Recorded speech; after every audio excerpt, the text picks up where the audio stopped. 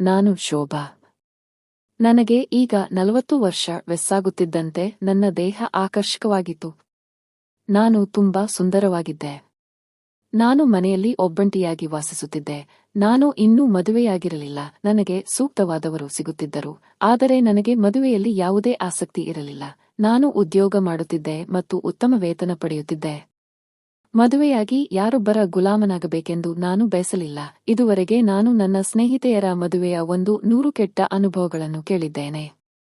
ಅವುಗಳನ್ನು ಕೇಳಿದರೆ ಯಾವ ಹುಡುಗಿಯೂ ಮದುವೆಯಾಗಲು ಒಪ್ಪುವುದಿಲ್ಲ.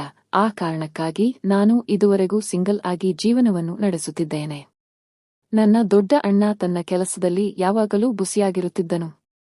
ನಾವು ನಗರದಲ್ಲಿ ವಾಸಿಸುತ್ತಿದ್ದೆವು. ಆದರೆ ನನ್ನ ಬಳಿ ಸಮಯ ಕಡಿಮೆ ಇದ್ದ ಕಾರಣ ನಾನು ಅಷ್ಟಾಗಿ ಅಣ್ಣನ ಮನೆಗೆ ಹೋಗುತ್ತಿರಲಿದ್ದೇನೆ. ನನ್ನ ಅಣ್ಣನ ಮಗ ಮೋಹಿತ್ 25 ವರ್ಷ ತುಂಬಿದ್ದ. ಅವನಿಂದ ನನಗೆ ಒಂದು ದಿನ ಅನಿರೀಕ್ಷಿತವಾಗಿ ಫೋನ್ ಬಂತು. ಕೆಲವು ದಿನ ನಾನು ನಿಮ್ಮ ಮನೆಯಲ್ಲಿ ಇರಲು ಬರುತ್ತೇನೆ ಎಂದು ಹೇಳಿದನು. ನಾನು ಮೋಹಿತ್ ಅನ್ನು ತಕ್ಷಣವೇ ನನ್ನ ಮನೆಗೆ ಕರೆಸಿತು. ಅವನು ಹೊಸ ಉದ್ಯೋಗವನ್ನು ಸೇರಿದ್ದ. ವರ್ಷಗಳ ನಂತರ ನಾನು ಮೋಹಿತ್ ಅನ್ನು ನೋಡುತ್ತಿದ್ದೆ. ಮೊದಲು ಅವನು ಅಮ್ಮನ ಮತ್ತು ಅಪ್ಪನ ಜೊತೆ ನನ್ನ ಮನೆಗೆ ಬರುತ್ತಿದ್ದ. ಈ ಬಾರಿ ಅವನು ಮೊದಲ ಬಾರಿಗೆ ಒಬ್ಬನೇ ನನ್ನ ಮನೆಯಲ್ಲಿ ಇರಲು ಬಂದಿದ್ದ. ಮೋಹಿತ್ ಮನೆಗೆ ಬರುವುದರೊಂದಿಗೆ ನನ್ನನ್ನು ತಬ್ಬಿಕೊಂಡನು.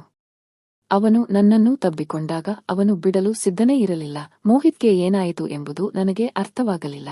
ನಾನು ಅವನನ್ನು ನನ್ನಿಂದ ದೂರ ಮಾಡಿದೆ. ಮೋಹಿತ್ ದೂರವಾದಾಗ ನನ್ನ ಕಣ್ಣು ಅವನ ಕಣ್ಣುಗಳ ಮೇಲೆ ಬಿದ್ದವು. ಅವನು ನನ್ನನ್ನು ವಿಭಿನ್ನ ರೀತಿಯಲ್ಲಿ ನೋಡುತ್ತಿದ್ದನು. ಅವನ ನೋಟು ನೋಡಿ ನಾನು ಅವನಿಗೆ ಹೇಳಿದೆ, ಮೋಹಿತ್, ಮೊದಲು ನೀನು ನನ್ನನ್ನು ಹೀಗೆ ಎಂದಿಗೂ ತಬ್ಬಿಕೊಂಡಿರಲಿಲ್ಲ. ನೀನು ಏನಾದರೂ ಟೆನ್ಷನ್ನಲ್ಲಿ ಇದ್ದೀಯಾ? ಎಲ್ಲವೂ ಸರಿಯಾಗಿ ಇದೆಯಾ? ನಿನ್ನ ಬ್ರೇಕಪ್ ಆಗಿದೆಯಾ? ಅದಕ್ಕೆ ಮೋಹಿತ್ ಹೇಳಿದನು, ಆಂಟಿ, ಹಾಗೆ ಏನೂ ಇಲ್ಲ.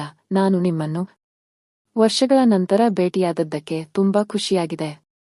ನೀವು ಈಗ ಬಹಳ ಸುಂದರವಾಗಿ ಕಾಣುತ್ತಿದ್ದೀರಿ. ನಿಮ್ಮ ದೇಹ ಯಾವುದೇ ಪುರುಷನನ್ನು ಆಕರ್ಷಿಸುವಂತಿದೆ ಎಂದು ಹೇಳಿದನು. ನನಗೆ ನನ್ನ ಸುಂದರ ಅತ್ತೆಯನ್ನು ಭೇಟಿಯಾಗಿ ತುಂಬಾ ಸಂತೋಷವಾಯಿತು. ಈ ತಬ್ಬಿಗೆಯ ಮೂಲಕ ನಾನು ನನ್ನ ಸಂತೋಷವನ್ನು ವ್ಯಕ್ತಪಡಿಸುತ್ತಿದ್ದೆ. ಮೋಹಿತ್ನಿಂದ ನನ್ನ ಪ್ರಶಂಸೆಯನ್ನು ಕೇಳಿ ನಾನು ಸಂತೋಷಪಟ್ಟೆ, ಏಕೆಂದರೆ ನನ್ನ ಜೀವನದಲ್ಲಿ ಪುರುಷನಾಗಿ ನನ್ನನ್ನು ಪ್ರಶಂಸಿಸುವವರು ಯಾರೂ ಇರಲಿಲ್ಲ. ಆಗ ನಾನು ಅವನ ಕೆಲವು ಮಾತುಗಳಿಗೆ ಗಮನ ಕೊಟ್ಟಿರಲಿಲ್ಲ. ಈಗ ಕೆಲವು ದಿನಗಳಿಂದ ಅಣ್ಣ ಮತ್ತು ಅತ್ತಿಗೆ ಹೊರಗೆ ತಿರುಗಲು ಹೋಗಿರುವುದರಿಂದ ಮೋಹಿತ್ ನನ್ನ ಮನೆಯಿಂದಲೇ ಕೆಲಸಕ್ಕೆ ಹೋಗುತ್ತಿದ್ದಾನೆ. ಹೀಗಾಗಿ ನನಗೂ ಕೆಲವು ದಿನಗಳ ಕಾಲ ಮನೆಯಲ್ಲಿ ಒಂಟಿತನ ದೂರವಾಗಿತ್ತು. ಮೋಹಿತ್ ಯುವಕನಾಗಿದ್ದಾನೆ.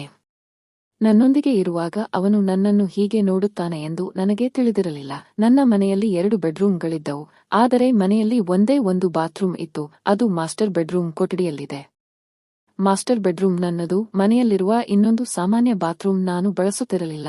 ನಾನು ಅದನ್ನು ಮುಚ್ಚಿಟ್ಟಿದ್ದೆ. ಅದರಲ್ಲಿ ನಾನು ಮನೆಯಲ್ಲಿ ಅನಗತ್ಯವಾದ ವಸ್ತುಗಳನ್ನು ಇಟ್ಟಿದ್ದೆ. ಈಗ ಮೋಹಿತ್ಗೆ ನಾನು ಪ್ರತ್ಯೇಕ ಬೆಡ್ರೂಮ್ ಕೊಟ್ಟಿದ್ದೇನೆ. ಆದರೆ ಅವನು ನನ್ನ ಕೋಣೆಯ ಬಾತ್ರೂಮ್ ಬಳಸುತ್ತಿದ್ದಾನೆ. ನನ್ನ ಮನೆಗೆ ಬಂದಾಗಿನಿಂದ ಮೋಹಿತ್ ಪ್ರತಿದಿನ 8 ಗಂಟೆಯ ನಂತರ ಹೇಳುತ್ತಿದ್ದ. ಅವನಿಗಿಂತ 1 ಗಂಟೆ ಮೊದಲು ಹೇಳಿ ನನ್ನ ಮನೆಯ ಇತರ ಕೆಲಸಗಳನ್ನು ಮುಗಿಸುತ್ತಿದ್ದೆ. ಈಗ ಮೋಹಿತ್ ನನ್ನ ಮನೆಗೆ ಬಂದು 1 ವಾರವಾಗಿದೆ. ಅವನು ಅನಿರೀಕ್ಷಿತವಾಗಿ ಬೆಳಿಗ್ಗೆ ಬೇಗ ಎದ್ದೇಳಲು ಆರಂಭಿಸಿದ್ದಾನೆ. ಒಂದು ದಿನ ನಾನು ಸ್ನಾನ ಮುಗಿಸಿ ಬಾತ್ರೂಮ್ನಿಂದ ಹೊರಗೆ ಬಂದಾಗ ಮೋಹಿತ್ ನನ್ನ ಬೆಡ್ರೂಮಿಗೆ ಬಂದ. ಬೆಳಿಗ್ಗೆ ಅವನ ಕಣ್ಣಿಗೆ ಬಟ್ಟೆ ಇಲ್ಲದ ನನ್ನ ದೇಹ ಕಂಡಿತು. ಆ ರೂಪದಲ್ಲಿ ನನ್ನನ್ನು ನೋಡಿ ಮೋಹಿತನ ಕಾಲುಗಳು ಸ್ಥಳದಲ್ಲೇ ಹೆಪ್ಪುಗಟ್ಟಿದಂತೆ ಆಯಿತು. ಕಣ್ಣು ಉಜ್ಜಿ ಅವನು ಕೋಣೆ ಒಳಗೆ ಬಂದಿದ್ದನು. ಆದರೆ ನನ್ನನ್ನು ನೋಡಿದ ತಕ್ಷಣ ಅವನ ಕಣ್ಣುಗಳು ದೊಡ್ಡದಾದವು. ಮೋಹಿತನನ್ನು ನೋಡಿ ನಾನು ತಕ್ಷಣ ಬಾತ್ರೂಮ್ಗೆ ಓಡಿ ಹೋಗಿ ಒಳಗಡೆ ಗೌನ್ ಹಾಕಿಕೊಂಡು ಹುಲಾರೆ ಬರುತ್ತಿದ್ದೆ.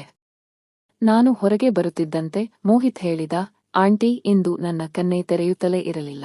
ಆದರೆ ನಿಮ್ಮನ್ನು ನೋಡಿದ ತಕ್ಷಣ ನನ್ನ ನಿದ್ರೆ ಹಾರಿಹೋಯಿತು ಅಂತ ಹೇಳಿದ. ಮೋಹಿತ್ ನಗಲು ಆರಂಭಿಸಿದ. ಅವನು ನನ್ನ ಬಳಿಗೆ ಬರುತ್ತಿದ್ದಂತೆ ನಾನು ಅವನ ಕಿವಿಯನ್ನು ಎಳೆದು, ಜಾಸ್ತಿ ಮಾತಾಡಬೇಡ, ನಾನು ನಿನ್ನ ಗೆಳತಿ ಅಲ್ಲ ಎಂದು ಹೇಳಿದೆ. ಆಂಟಿ ಅಂದೆ. ಅವನು, ನಾನು ಹಾಸ್ಯ ಮಾಡುತ್ತಿದ್ದೆ, ಆದರೆ ನಿಜಕ್ಕೂ ನೀವು ಹಾಟ್ ಇದ್ದೀರಿ ಅಂದ. ಆ ದಿನ ಬೆಳಗ್ಗೆ ನನಗೆ ಆಫೀಸ್ಗೆ ತಡವಾಗುತ್ತಿತ್ತು. ಹಾಗಾಗಿ ನಾನು ಮೋಹಿತ್ ಜೊತೆ ಹೆಚ್ಚು ಮಾತನಾಡಲಿಲ್ಲ. ಆ ದಿನ ಭಾನುವಾರವಾಗಿತ್ತು. ರಜೆ ಇದ್ದ ಕಾರಣ ನಾನು ಸ್ವಲ್ಪ ಹೆಚ್ಚು ಸಮಯ ವ್ಯಾಯಾಮ ಮಾಡುತ್ತಿದ್ದೆ. ಮಧ್ಯೆ ವ್ಯಾಯಾಮ ನಿಲ್ಲಿಸಿ ಮೋಹಿತ್ ಹೇಳಿದ, ಆಂಟಿ, ನನಗಾಗಿ ನೀವು ಇಷ್ಟು ಫಿಟ್ ಆಗಲು ಪ್ರಯತ್ನಿಸುತ್ತಿದ್ದೀರಿ ಅಲ್ವಾ? ನಾನು ಕೋಪದಿಂದ ಅವನತ್ತ ನೋಡಿದೆ, ಆದರೂ ಅವನಿಗೆ ನನ್ನ ಕೋಪ ಅರ್ಥವಾಗಲಿಲ್ಲ. ಅವನು ನನ್ನ ಮುಖದ ಮೇಲೆ ಕೈ ಇಟ್ಟು, ಆಂಟಿ, ನನ್ನಂತಹ 25 ವರ್ಷದ ಯುವಕನಿಗಾಗಿ ನೀವು ಇಷ್ಟು ಫಿಟ್ ಆಗಿದ್ದೀರಿ ಅಂತ ನಾನು ಹೇಳುತ್ತಿದ್ದೇನೆ. ನಿಮ್ಮ ವರ್ತನೆಯಿಂದ ನನಗೆ ಎಲ್ಲವೂ ಅರ್ಥವಾಗುತ್ತಿದೆ ಅಂದ ಮೋಹಿತ. ಮಾತು ಕೇಳಿ ನಾನು ಅವನ ಮೇಲೆ ಕೋಪಗೊಂಡು, ಮೋಹಿತ್, ನೀನು ಏನು ಹೇಳುತ್ತೀಯಾ, ನಿನಗೆ ಗೊತ್ತಿದೆಯಾ ಅಂತ ಹೇಳಿ ಕೋಪದಿಂದ ನಾನು ನನ್ನ ಕೋಣೆಗೆ ಹೋಗಿಬಿಟ್ಟೆ. ನಾನು ಬಹಳ ಸಮಯದಿಂದ ಮೋಹಿತ್ನೊಂದಿಗೆ ಮಾತನಾಡಿರಲಿಲ್ಲ. ಕೆಲವು ಸಮಯದ ನಂತರ ಅವನು ಸ್ನಾನ ಮಾಡಲು ನನ್ನ ಕೋಣೆಗೆ ಬಂದ. ಅವನು ಕೋಣೆಗೆ ಬರುತ್ತಿದ್ದಂತೆ ನಾನು ಕೋಣೆಯಿಂದ ಹೊರಗೆ ಹೋಗಿ ಉಪಹಾರ ತಯಾರಿಸಲು ಆರಂಭಿಸಿದೆ. ಉಪಹಾರ ಸಿದ್ಧವಾಗಿ ಸುಮಾರು 20 ನಿಮಿಷವಾದಾಗ ಸಾಮಾನ್ಯವಾಗಿ ಅವನಿಗೆ ಸ್ನಾನ ಮಾಡಲು ಇಷ್ಟು ಸಮಯ ಹಿಡಿಯುತ್ತಿರಲಿಲ್ಲ. ಆ ದಿನ ಅವನು ಬಹಳ ಕಾಲವಾದರೂ ನನ್ನ ಕೋಣೆಯಿಂದ ಹೊರಗೆ ಬರಲಿಲ್ಲ. ನಂತರ ಅರ್ಧ ಗಂಟೆಯ ನಂತರ ನನಗೆ ಅವನ ಬಗ್ಗೆ ಚಿಂತೆ ಆರಂಭವಾಯಿತು, ಏಕೆಂದರೆ ನಮ್ಮ ಬಾತ್ರೂಂನಲ್ಲಿ ಇರುವ ಗೀಸರ್ ಕೆಲವೊಮ್ಮೆ ಲೀಕ್ ಆಗುತ್ತಿತ್ತು. ಗೀಸರ್ ಲೀಕ್ ಆದರೆ ವ್ಯಕ್ತಿಯು ಪ್ರಜ್ಞಾಹೀನನಾಗುವ ಸಾಧ್ಯತೆ ಹೆಚ್ಚಿರುತ್ತದೆ. ಹೊಸ ಗೀಸರ್ ಹಾಕಿಸೋಣ ಎಂದು ನಾನು ಆ ವಿಷಯವನ್ನು ಸ್ವಲ್ಪ ನಿರ್ಲಕ್ಷಿಸಿದ್ದೆ. ಆಗ ಮೋಹಿತನ ಮೇಲಿನ ಕೋಪವನ್ನು ಪಕ್ಕಕ್ಕೆ ಇಟ್ಟು ಅವನ ಆತಂಕದಿಂದ ನಾನು ಓಡೋಡಿ ನನ್ನ ಕೋಣೆಗೆ ಹೋದೆ. ನಾನು ಕೋಣೆಗೆ ಹೋದಾಗ ನೋಡಿದ್ದೇನೆ, ಬಾತ್ರೂಂನ ಬಾಗಿಲು ತೆರೆಯೊಂಡಿತ್ತು ಮತ್ತು ಮೋಹಿತ್ ಕೋಣೆಯಲ್ಲಿ ಎಲ್ಲೂ ಇರಲಿಲ್ಲ. ಆಗ ಅವನನ್ನು ಹುಡುಕಲು ನಾನು ಅವನ ಕೋಣೆಗೆ ಹೋಗಲು ಆರಂಭಿಸಿದೆ. ನಾನು ನನ್ನ ಕೋಣೆಯಿಂದ ಹೊರಗೆ ಬರುತ್ತದ್ದಂತೆ ಪರದೆಯ ಹಿಂದಿನಿಂದ ಮೋಹಿತ್ ಬಂದು ನನ್ನನ್ನು ಹೆದರಿಸಿದ ಮತ್ತು ನಗಲು ಆರಂಭಿಸಿದ. ಅವನ ಅನಿರೀಕ್ಷಿತ ಆಗಮನದಿಂದ ನಾನು ಹೆದರಿದ್ದೇನೆ. ಆಗ ನನ್ನ ಸಮತೋಲನ ಕಳೆದುಕೊಂಡೆ. ನನ್ನನ್ನು ಸಮತೋಲನಗೊಳಿಸುವ ಪ್ರಯತ್ನದಲ್ಲಿ ಮೋಹಿತ್ ನನ್ನ ಮೇಲೆ ಬಿದ್ದ. ಅವನು ನನ್ನ ಕಡೆಗೆ ಬರುತ್ತಿದ್ದಾಗ ಮೀಸಲಾಗಿದ್ದ ಘರ್ಷಣೆ ನನಗೆ ಬಹಳ ವಿಚಿತ್ರವಾಗಿ ಅನಿಸಿತು. ನನ್ನ ಮೇಲೆ ಬೀಳುತ್ತಿದ್ದಂತೆ ಮೋಹಿತನ ಕೈ ನನ್ನ ಎದೆ ಮೇಲೆ ಬಿದ್ದಿತು ಮತ್ತು ಕ್ಷಣಾರ್ಧದಲ್ಲಿ ಅವನ ಕಣ್ಣುಗಳಲ್ಲಿ ನನ್ನ ಮೇಲಿನ ಬದಲಾವಣೆಯನ್ನು ನಾನು ಗಮನಿಸಿದೆ. ಅವನು ನನ್ನಿಂದ ದೂರ ಸರಿದ ತಕ್ಷಣ ನಾನು ಹಾಸಿಗೆಯ ಮೇಲೆ ಎದ್ದು ಕುಳಿತು ನನ್ನ ಕೋಣೆಯಿಂದ ಹೊರಗೆ ಬಂದೆ. ಕೆಲವು ಕ್ಷಣಗಳ ಹಿಂದೆ ನಮ್ಮಿಬ್ಬರ ನಡುವೆ ಏನಾಯಿತು, ಅದು ನಾಚಿಕೆಗೇಡಿನ ಸಂಗತಿಯಾಗಿತ್ತು. ನನಗೆ ಆ ಎಲ್ಲದರ ಬಗ್ಗೆ ತುಂಬಾ ನಾಚಿಕೆಯಾಯಿತು. ಆದರೆ ಮೋಹಿತ್ಗೆ ಆ ಘಟನೆಯಿಂದ ನನ್ನ ಮೇಲೆ ಅನಗತ್ಯ ಆಕರ್ಷಣೆ ಉಂಟಾಗಬಹುದೆಂಬ ಭಯವಿತ್ತು. ನಾನು ಕಲ್ಪನೆಯನ್ನೂ ಮಾಡಲಿಲ್ಲ. ಮೋಹಿತ್ ಬರ್ಮುಡಾ ಧರಿಸಿ ನನ್ನ ಕೋಣೆಯಿಂದ ಹೊರಗೆ ಬಂದಾಗಲೂ ಅವನು ಶರ್ಟ್ ಧರಿಸಿರಲಿಲ್ಲ. ನನ್ನ ಮುಂದೆ ನಿಂತು ಅವನು ಹೇಳಿದನು, ಆಂಟಿ, ನೀವು ನನ್ನ ದೇಹ ನೋಡಿಲ್ಲವೇ? ನಾನು ನಿಮಗೆ ನನ್ನ ಅಪ್ಸ್ ತೋರಿಸಲು ಪ್ರಯತ್ನಿಸುತ್ತಿದ್ದೇನೆ. ನೀವು ನೋಡಬೇಕೆಂದು ನಾನು ನಿಮ್ಮ ಮುಂದೆ ಶರ್ಟ್ ಇಲ್ಲದೆ ತಿರುಗುತ್ತಿದ್ದೇನೆ, ಆದರೆ ನೀವು ನನ್ನ ಕಡೆ ಗಮನವನ್ನೇ ನೀಡುತ್ತಿಲ್ಲ. ಆಗ ನಾನು ಅವನಿಗೆ ಹೇಳಿದೆ, ಮೋಹಿತ್, ನಿನ್ನ ವರ್ತನೆ ಸರಿಯಾಗಿಲ್ಲ. ನೀನು ಇಲ್ಲಿ ಏಕೆ ಬಂದೆ ಎಂದು ನನಗೆ ತಿಳಿಯಬೇಕು. ಅದಕ್ಕೆ ಅವನು, ನಿಮಗೆ ನನ್ನ ಮೇಲೆ ಅನುಮಾನವಿದೆ. ನಿಮ್ಮ ಅಳಿಯನನ್ನು ನೀವು ಇಷ್ಟು ಮಾತ್ರ ತಿಳಿದಿದ್ದೀರಾ. ನನ್ನ ಮೆಚ್ಚುಗೆ ನಿಮ್ಮಿಂದ ಪಡೆಯದಿದ್ದರೆ ಬೇರೆಯವರಿಂದ ಪಡೆಯುತ್ತೇನೆ. ನೀವು ನನ್ನನ್ನು ಮೆಚ್ಚಬೇಕಿಲ್ಲ, ಆದರೆ ನನ್ನ ಮೇಲೆ ಅನುಮಾನ ಬೇಡ. ಮೋಹಿತ್ ನನ್ನ ಮಾತಿನಿಂದ ತುಂಬಾ ಕೋಪ ಬಂತು ಮತ್ತು ಅವನು ತನ್ನ ಕೋಣೆಗೆ ಹೋದನು. ನಾನು ಅವನಿಗೆ ಸ್ವಲ್ಪ ಹೆಚ್ಚು ಹೇಳಿಬಿಟ್ಟೆ ಎಂದು ಭಾವಿಸಿದೆ. ಆದ್ದರಿಂದ ಅವನ ಕ್ಷಮೆ ಕೇಳಲು ಅವನ ಕೋಣೆಗೆ ಹೋದೆ. ಅಲ್ಲಿ ಅವನ ಅಪ್ಸನ್ನು ತುಂಬಾ ಮೆಚ್ಚಿದ್ದು. ತನ್ನ ಮೆಚ್ಚುಗೆಯನ್ನು ಕೇಳಿ ಮೋಹಿತ್ ತುಂಬಾ ಸಂತೋಷಪಟ್ಟನು. ನಂತರ ಉಪಹಾರ ಮುಗಿಸಿ ನಾನು ಸಿದ್ಧಳಾಗಿ ಹೊರಟೆ. ನಾನು ಸಿದ್ಧಳಾಗಿರುವುದನ್ನು ನೋಡಿ ಮೋಹಿತ್ ನನ್ನೊಂದಿಗೆ ಬರಲು ಹಠ ಹಿಡಿದನು. ಅವನ ಅನಗತ್ಯ ಹಠಕ್ಕೆ ನಾನು ಮಣಿಯಬೇಕಿಲ್ಲ. ನಾನು ನನ್ನ ಗೆಳತಿಯರೊಂದಿಗೆ ರಜೆಗೆ ಹೋಗುತ್ತಿದ್ದೆ. ಮಹಿಳೆಯರ ಗುಂಪಿನಲ್ಲಿ ಮೋಹಿತ್ಗೆ ಯಾವುದೇ ಕೆಲಸವಿರಲಿಲ್ಲ. ಆದ್ದರಿಂದ ನಾನು ಅವನನ್ನು ಕರೆದೊಯ್ಯಲಿಲ್ಲ. ನಾನು ಮನೆಯಿಂದ ಹೊರಡುವಾಗ ಅವನು ನನ್ನ ಕಿವಿಯ ಹಿಂದೆ ಕಾಡಿಗೆ ಚುಕ್ಕಿ ಇಟ್ಟನು. ಅವನ ವರ್ತನೆ ನನಗೆ ಅರ್ಥವಾಗಲಿಲ್ಲ. ರಾತ್ರಿ ಮನೆಗೆ ಬಂದಾಗ ನಾನು ತುಂಬಾ ದಣಿದಿದ್ದೆ. ಮನೆಗೆ ಬಂದ ತಕ್ಷಣ ಮೋಹಿತ್ಗಾಗಿ ತಂದ ಊಟದ ಪಾರ್ಸಲ್ ಅವನಿಗೆ ಕೊಟ್ಟು ನಾನು ನನ್ನ ಕೋಣೆಗೆ ಹೋಗಿ ನಿದ್ದೆಗೆ ಜಾರಿದ್ದೇನೆ. ಮರುದಿನ ಆಫೀಸಿನಲ್ಲಿ ನಮ್ಮ ತಂಡದ ಎಲ್ಲಾ ಮಹಿಳೆಯರು ಸೀರೆ ಧರಿಸಲು ನಿರ್ಧರಿಸಿದ್ದೇನು. ನಾನು ಅನೇಕ ವರ್ಷಗಳ ನಂತರ ಸೀರೆ ಧರಿಸುತ್ತಿದ್ದೆ. ಆ ದಿನ ನಾನು ಫ್ಯಾನ್ಸಿ ಬ್ಲೌಸ್ ಮತ್ತು ಸಿಲ್ಕ್ ಸೀರೆ ಧರಿಸಿ ಚೆನ್ನಾಗಿ ಸಿದ್ಧಳಾಗಿದ್ದೆ. ಸೀರೆ ಧರಿಸಿದ್ದು, ಆದರೆ ನನ್ನ ಫ್ಯಾನ್ಸಿ ಬ್ಲೌಸ್ನ ಹಿಂಭಾಗದ ರಿಬ್ಬನ್ ಕಟ್ಟಿರಲಿಲ್ಲ. ನನ್ನ ಬ್ಲೌಸ್ನ ರಬ್ಬನ್ ನನ್ನ ಕೈಯಿಂದ ಕಟ್ಟಿರುವಾಗ ಹಾಲಿಗೆ ಬರುವಷ್ಟರಲ್ಲಿ ಬಿಚ್ಚಿ ಹೋಯಿತು. ರಿಬ್ಬನ್ ಬಿಚ್ಚಿದಾಗ ಮೋಹಿತ್ ನನ್ನ ಹಿಂದೆ ನಿಂತಿದ್ದನು. ನಾನು ಅವನ ಸಹಾಯ ಬೇಡದಿದ್ದರೂ ಅವನು ನನ್ನ ಸಹಾಯ ಮಾಡಲು ಶುರುಮಾಡಿದನು. ಅವನು ನನ್ನ ಹಿಂಭಾಗದ ಕೂದಲನ್ನು ಮುಂದಕ್ಕೆ ತಳ್ಳಿ ರಿಬ್ಬನ್ ಕಟ್ಟಲು ಪ್ರಾರಂಭಿಸಿದನು. ರಿಬ್ಬನ್ ಕಟ್ಟುವಾಗ ಅವನ ಕೈ ನನ್ನ ಬೆನ್ನಿನ ಮೇಲೆ ತಿರುಗುತ್ತಿತ್ತು. ಅವನ ಕೈ ನನ್ನ ಬೆನ್ನಿನ ಮೇಲಿನ ಟ್ಯಾಟೂ ಮೇಲೆ ತಿರುಗುತ್ತಿತ್ತು. ಆ ಸ್ಪರ್ಶ ಬೇರೆ ತರಹದಾಗಿತ್ತು.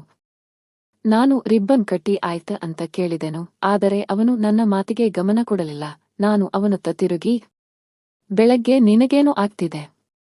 ಸಹಾಯ ಮಾಡ್ತೀನಿ ಅಂತ ಹೇಳಿ ನೀನೇನೋ ಯೋಚನೆಯಲ್ಲಿ ಮುಳುಗಿದ್ದೀಯಾ ಅಂತ ನಾನು ಕೇಳಿದೆ. ಅವನು, ಆಂಟಿ, ನಿನ್ನ ಬೆನ್ನಿನ ಮೇಲಿನ ಟ್ಯಾಟೂ ತುಂಬಾ ಚೆನ್ನಾಗಿ ಕಾಣುತ್ತಿದೆ. ಅದರಲ್ಲಿರುವ ಅಂಶಗಳು ಬೇರೆ ರೀತಿಯ ಅರ್ಥವನ್ನು ಹೇಳುತ್ತವೆ ಅಂದ. ಮೋಹಿತ್ ಬೆಳಗ್ಗೆ ಬೆಳಗ್ಗೆ ಏನೋ ಮಾತಾಡುತ್ತಿದ್ದನೆ. ನನಗೆ ಏನೂ ಅರ್ಥವಾಗಲಿಲ್ಲ. ನಾನು ಇಂದು ರಜೆ ತಗೊಳ್ಳುತ್ತೇನೆ. ನಾವು ಇಂದು ಒಟ್ಟಿಗೆ ಸಮಯ ಕಳೆಯೋಣ ಅಂದನು. ನನಗೆ ನಿನ್ನ ಮಾತನಾಡಲು ನನಗೆ ಅರ್ಥವಾಗುತ್ತಿಲ್ಲ. ರಜೆ ತೆಗೆದುಕೊಂಡು ಗಾಸಿಪ್ ಮಾಡಲು ನನಗೆ ಆಸಕ್ತಿ ಇಲ್ಲ ಎಂದೆ. ನಾನು ಹೇಳುತ್ತಿದ್ದಂತೆ ಮೋಹಿತ್ ನನ್ನ ಕೈ ಹಿಡಿದನು. ಗಾಸಿಪ್ ಬೇರೆ ವಿಷಯ, ನಾವು ಅದಕ್ಕಿಂತ ಹೆಚ್ಚು ಒಬ್ಬರನ್ನೊಬ್ಬರು ಅರ್ಥ ಮಾಡಿಕೊಳ್ಳಬಹುದು ಅಂದ ನಾನು. ನನಗೆ ಆಫೀಸ್ಗೆ ತಡವಾಗುತ್ತಿದೆ. ಸಂಜೆ ಬಂದು ಗಾಸಿಪ್ ಮಾಡೋಣ ಅಂತ ಹೇಳಿ ಆಫೀಸ್ಗೆ ಹೋದೆ. ಆ ದಿನ ನಾನು ಸ್ವಲ್ಪ ಮುಂಚೆಯೇ ಮನೆಗೆ ಬಂದಿದ್ದೆ. ಮನೆಗೆ ಬರುತ್ತಲೇ ಸೀರೆ ಬದಲಿಸದೆ ನೇರವಾಗಿ ಕೋಣೆಗೆ ಹೋಗಿ ನಿದ್ದೆ ಮಾಡಿದೆ. ಎಷ್ಟು ಹೊತ್ತು ನಿದ್ದೆ ಮಾಡಿದೆ ಎಂದು ನನಗೆ ಗೊತ್ತಿರಲಿಲ್ಲ. ರಾತ್ರಿ ಕಣ್ಣು ತೆರೆದು ನನ್ನ ಪಕ್ಕದಲ್ಲಿ ಮೋಹಿತನನ್ನು ನೋಡಿದೆ. ಅವನು ನನ್ನ ಕೋಣೆಯಲ್ಲಿದ್ದನಷ್ಟೇ ಅಲ್ಲ, ನನ್ನ ಹಾಸಿಗೆಯ ಮೇಲೆ ನಿದ್ದೆ ಮಾಡಿಕೊಂಡಿದ್ದ. ಮೋಹಿತನ ಸ್ಥಿತಿ ನೋಡಿ ನನ್ನ ಕಣ್ಣುಗಳು ದೊಡ್ಡದಾದವು.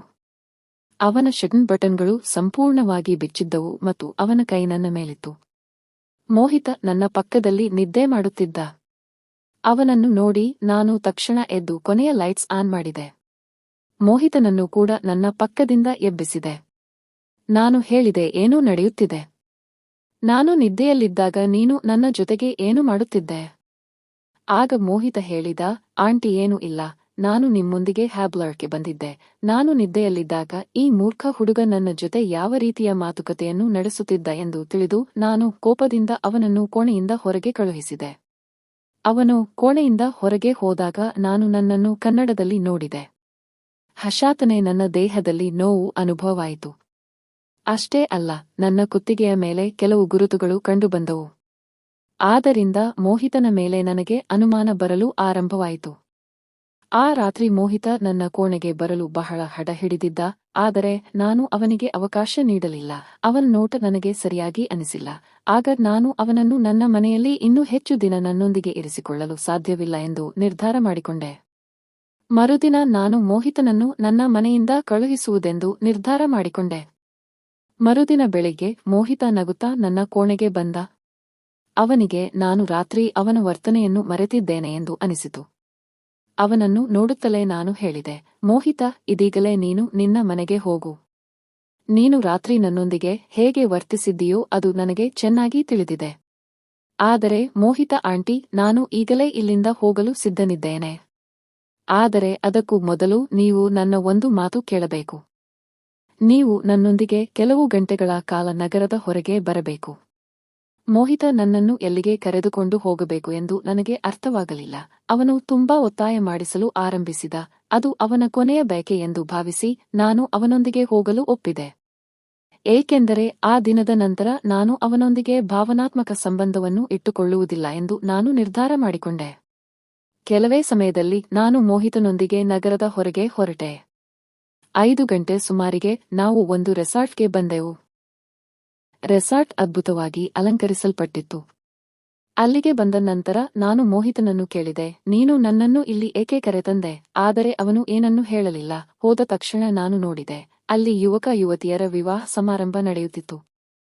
ಅದನ್ನು ನೋಡಿ ನಾನು ತಕ್ಷಣ ಹೊರಗೆ ಬಂದು ಕಾರಿನಲ್ಲಿ ಕುಳಿತೆ. ಅಷ್ಟರಲ್ಲಿ ಮೋಹಿತ ನನ್ನ ಹಿಂದೆ ಬಂದ. ಅವನು ನನ್ನ ಪಕ್ಕದಲ್ಲಿ ಕಾರಿನಲ್ಲಿ ಕುಳಿತ. ಕಾರಿಗೆ ಬಂದ ತಕ್ಷಣ ಅವನು ನನ್ನ ಕೈ ಹಿಡಿದು ನನ್ನ ಕಣ್ಣೀರನ್ನು ಒರೆಸಿದ. ನಾನು ಮೋಹಿತನನ್ನು ಕೇಳಿದೆ, ಏನು? ಮತ್ತು ಇದು ನಿಮಗೆ ಹೇಗೆ ತಿಳಿಯಿತು? ಅದಕ್ಕೆ ಅವನು, ಆಂಟಿ, ತುಷಾರ್ ನನ್ನ ಗೆಳೆಯ. ಇದು ನಿಮಗೆ ತಿಳಿದಿಲ್ಲ. ನಾನು ತುಷಾರ್ನ ಫೋನಿನಲ್ಲಿ ನಿಮ್ಮ ಮತ್ತು ಅವನ ಫೋಟೋಗಳನ್ನು ನೋಡಿದಾಗ ನೀವು ಅವನ ಪ್ರೇಮದಲ್ಲಿ ಇದ್ದೀರಿ ಎಂದು ನನಗೆ ಅರ್ಥವಾಯಿತು. ಆದರೆ ತುಷಾರ್ ನಿಮ್ಮನ್ನು ಪ್ರೀತಿಸುತ್ತಿರಲಿಲ್ಲ. ಅವನು ಹಣ ಮತ್ತು ದೈಹಿಕ ಸುಖಕ್ಕಾಗಿ ಮಾತ್ರ ನಿಮ್ಮೊಂದಿಗೆ ಇದ್ದನು. ಭಾನುವಾರ ನೀವು ತುಷಾರ್ನನ್ನು ಭೇಟಿ ಮಾಡಲು ಹೋಗಿದ್ದೀರಿ ಎಂದು ನನಗೆ ತಿಳಿದಿದೆ. ಆ ದಿನ ಅವನು ನಿಮ್ಮನ್ನು ಕೊನೆಯ ಬಾರಿಗೆ ಭೇಟಿಯಾಗಿದ್ದನು ಮತ್ತು ಅವನ ಉದ್ದೇಶವನ್ನು ಈಡೇರಿಕೊಂಡಿದ್ದನು. ಆದರೆ ನೀವು ಅವನನ್ನು ಅರ್ಥಮಾಡಿಕೊಳ್ಳಲಿಲ್ಲ. ನಿನ್ನೆ ದಿನವಿಡೀ ತುಷಾರ್ ನಿಮ್ಮ ಯಾವುದೇ ಕರೆ ಅಥವಾ ಸಂದೇಶಕ್ಕೆ ಉತ್ತರಿಸಲಿಲ್ಲ. ಆದ್ದರಿಂದ ನೀವು ರಾತ್ರಿ ಮಧ್ಯದ ಅಮಲಿನಲ್ಲಿ ಮನೆಗೆ ಬಂದಿದ್ದೀರಿ. ನಿನ್ನೆ ರಾತ್ರಿ ನಾನು ನಿಮ್ಮನ್ನು ಊಟಕ್ಕೆ ಕರೆಯಲು ನಿಮ್ಮ ಕೋಣೆಗೆ ಬಂದೆ, ಆದರೆ ನಿಮ್ಮ ಹಾಸಿಗೆಯ ಬಳಿ ಬಂದಾಗ ನನಗೆ ಒಂದು ವಾಸನೆ ಬಂತು ಮತ್ತು ನೀವು ಮದ್ಯದ ಅಮಲಿನಲ್ಲಿ ಇದ್ದೀರಿ ಎಂದು ನನಗೆ ಅರ್ಥವಾಯಿತು. ಆಗ ನಾನು ತುಷಾರ್ ಅನ್ನು ನಿಮ್ಮ ಫೋನ್ನಿಂದ ಬ್ಲಾಕ್ ಮಾಡಲು ನಿಮ್ಮ ಪಕ್ಕದಲ್ಲಿ ನಿಮ್ಮ ಮೊಬೈಲ್ ತೆಗೆದುಕೊಳ್ಳಲು ಹೋದೆ, ಆದರೆ ನೀವು ನಿದ್ರೆಯಲ್ಲಿ ನನ್ನನ್ನು ನಿಮ್ಮ ಬಳಿಗೆ ಎಳೆದಿದ್ದೀರಿ. ನಾನು ತುಷಾರ್ ಎಂದು ಭಾವಿಸಿ ನೀವು ನನ್ನನ್ನು ಹತ್ತಿರಕ್ಕೆ ಎಳೆಯುತ್ತಿದ್ದೀರಿ. ಎಳೆಯುವಾಗ ನೀವು ನನ್ನ ಶರ್ಟ್ನ ಬಟನ್ಗಳನ್ನು ಬಿಚ್ಚಿದ್ದೀರಿ. ನಾನು ನಿನ್ನೆ ರಾತ್ರಿ ನಿಮಗೆ ವಿಷಯವನ್ನು ವಿವರಿಸಲು ಪ್ರಯತ್ನಿಸಿದೆ. ನನಗೆ ನಿಮ್ಮೊಂದಿಗೆ ಇವೆಲ್ಲವನ್ನು ನಿನ್ನೆಯೇ ಮಾತಾಡಬೇಕಿತ್ತು, ಆದರೆ ನೀವು ನನ್ನೊಂದಿಗೆ ಒಂದು ಕ್ಷಣವೂ ಮಾತನಾಡಲು ಸಿದ್ಧರಿರಲಿಲ್ಲ. ನೀವು ತುಷಾರ್ನ ಯೋಚನೆಯಲ್ಲಿ ಇನ್ನಷ್ಟು ನೋವುಂಟು ಮಾಡಿಕೊಳ್ಳಬಾರದು ಎಂದು ನಾನು ನಿಮ್ಮನ್ನು ನೇರವಾಗಿ ಇಲ್ಲಿಗೆ ಕರೆತಂದಿದ್ದೇನೆ. ಏಕೆಂದರೆ ನಿಮಗೆ ಸತ್ಯವನ್ನು ತೋರಿಸಬೇಕಾಗಿತ್ತು. ನೀವು ಅತಿಯಾಗಿ ಪ್ರೀತಿಸುತ್ತಿದ್ದವನು ಮತ್ತೊಬ್ಬ ಹುಡುಗಿಯನ್ನು ಪ್ರೀತಿಸುತ್ತಿದ್ದಾನೆ ಮತ್ತು ಅವನು ಇಂದು ಆಕೆಯೊಂದಿಗೆ ಮದುವೆಯಾಗುತ್ತಿದ್ದಾನೆ ಎಂಬುದನ್ನು ನೀವು ನಿಮ್ಮ ಕಣ್ಣಾರೆ ನೋಡಿದ್ದೀರಿ ಅಲ್ಲವೇ? ಮೋಹಿತ್ ಮಾತನಾಡುವುದನ್ನು ಕೇಳಿ ನಾನು ಅಳಲು ಶುರುಮಾಡಿದೆ. ನಾನು ಮೋಹಿತನ ವಯಸ್ಸಿನ ಹುಡುಗನ ಮೇಲೆ ಪ್ರೀತಿಯನ್ನು ಇಟ್ಟಿದ್ದೆ. ತುಷಾರ್ ನನ್ನನ್ನು ಪ್ರೇಮದ ಜಾಲದಲ್ಲಿ ಸಿಕ್ಕಿದ್ದನು. ಇಂದು ಅವನ ಮದುವೆಯಾಗಿದೆ ಮತ್ತು ಅವನು ತನ್ನ ಇನ್ನೊಂದು ಸಂಬಂಧದ ಬಗ್ಗೆ ನನಗೆ ಏನನ್ನೂ ಹೇಳಲಿಲ್ಲ. ನಾನು ಅವನನ್ನು ಕಣ್ಣುಮುಚ್ಚಿ ನಂಬಿದ್ದೆ. ಅವನು ನನ್ನನ್ನು ಪ್ರೀತಿಸುತ್ತಾನೆ ಎಂದು ಭಾವಿಸಿ ನನ್ನ ಸರ್ವಸ್ವವನ್ನು ಅವನಿಗೆ ಧಾರೆ ಎರೆದು ಕೊಟ್ಟಿದ್ದೆ. ತುಷಾರ್ ನನ್ನ ವಯಸ್ಸಿನ ಬಗ್ಗೆ ಯಾವುದೇ ಸಮಸ್ಯೆ ಇರಲಿಲ್ಲ. ಆ ದಿನ ತುಷಾರ್ನ ಮದುವೆಯನ್ನು ನೋಡಿ ನನ್ನ ಭಾವನೆಗಳನ್ನು ನಿಯಂತ್ರಿಸಿಕೊಳ್ಳಲು ಸಾಧ್ಯವಾಗಲಿಲ್ಲ ಮತ್ತು ನಾನು ನನ್ನ ಅಣ್ಣನ ಮಗನನ್ನು ಬಿಗಿಯಾಗಿ ಹಿಡಿದುಕೊಂಡು ಅಳಲು ಆರಂಭಿಸಿದೆ. ಏಕೆಂದರೆ ಕೆಲವು ವರ್ಷಗಳಿಂದ ನನ್ನನ್ನು ಮದುವೆಯಾಗುವುದಾಗಿ ಹೇಳುತ್ತಿದ್ದ ತುಷಾರ್ ಇನ್ನೊಬ್ಬಳನ್ನು ಮದುವೆಯಾಗಿದ್ದಾಗ ನನಗೆ ಅವನಿಗೆ ಒಳ್ಳೆಯ ಶಿಕ್ಷೆ ಕೊಡಬೇಕಿತ್ತು. ಆದರೆ ನಾನು ನಮ್ಮ ಸಂಬಂಧವನ್ನು ಹೊರಗೆ ತಂದಿದ್ದರೆ ನನ್ನ ಹೆಸರಿಗೆ ಕಳಂಕ ಬರುತ್ತಿತ್ತು. ಏಕೆಂದರೆ ನಾನು ಅವನ ವಯಸ್ಸಿನ ವ್ಯತ್ಯಾಸವನ್ನು ಲೆಕ್ಕಿಸದೆ ಅವನ ಪ್ರೇಮದಲ್ಲಿ ಬಿದ್ದಿದ್ದೆ. ಜನರು ನನ್ನ ಮೇಲೆ ಬೆರಳು ತೋರಿಸುತ್ತಿದ್ದರು, ಆದ್ದರಿಂದ ನಾನು ಮೌನವಾಗಿ ಮೋಹಿತ್ ಜೊತೆ ಮನೆಗೆ ಹೋದೆ. ಆ ದಿನ ಮೋಹಿತ್ ಸತ್ಯದ ಕನ್ನಡಿ ನನ್ನ ಮುಂದೆ ಇಟ್ಟಿದ್ದನು. ನಾನು ಅವನ ಮೇಲೆಯೇ ಅನಗತ್ಯ ಅನುಮಾನ ಹೊಂದಿದ್ದೆ. ನಾನು ಯಾವತ್ತೂ ಎಷ್ಟು ಹಣ ಗಳಿಸಿದರೂ ನನ್ನ ಜೀವನದಲ್ಲಿ ಪುರುಷನ ಪ್ರೇಮದ ಅವಶ್ಯಕತೆ ಇತ್ತು. ತುಷಾರ್ನಿಂದ ಸಿಗುತ್ತಿದ್ದ ಪ್ರೇಮದಲ್ಲಿ ನಾನು ಸಂಪೂರ್ಣವಾಗಿ ಮುಳುಗಿದ್ದೆ. ತುಷಾರ್ ನನ್ನಂತ 40 ವರ್ಷದ ಮಹಿಳೆಯ ಮೇಲೆ ಪ್ರೇಮ ಹೊಂದುವುದು ಏಕೆಂದು ನಾನು ಯಾವತ್ತೂ ಯೋಚಿಸಲಿಲ್ಲ. ಆಗ ನಾನು ಈ ವಿಷಯಗಳನ್ನು ಅರ್ಥಮಾಡಿಕೊಳ್ಳಲಿಲ್ಲ.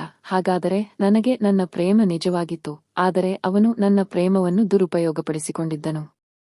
ಆ ದಿನಗಳ ನಂತರ ನಾನು ನನ್ನ ದುಃಖದಿಂದ ಹೊರಬರುವವರೆಗೆ ನನ್ನ ಅಣ್ಣನ ಮಗ ನನ್ನ ಜೊತೆ ಇದ್ದನು. ಅವನು ತನ್ನ ತಂದೆ ತಾಯಿಗೆ ಏನನ್ನೂ ಹೇಳಲಿಲ್ಲ. ಬದಲಾಗಿ ಅವನು ತನ್ನ ತಂದೆ ತಾಯಿಗೆ ನನಗೆ ಒಳ್ಳೆಯ ಸ್ಥಳವನ್ನು ನೋಡಲು ಪ್ರಸ್ತಾಪಿಸಿದ. ಸ್ನೇಹಿತರೆ, ಈ ಕತೆ ನಿಮಗೆ ಇಷ್ಟವಾದರೆ ವಿಡಿಯೋವನ್ನು ಲೈಕ್ ಮಾಡಿ ಮತ್ತು ಚಾನೆಲ್ ಸಬ್ಸ್ಕ್ರೈಬ್ ಮಾಡಿ, ಬೆಲ್ ಐಕಾನ್ ಕ್ಲಿಕ್ ಮಾಡುವುದು ಮರೆಯಬೇಡಿ. ಧನ್ಯವಾದಗಳು.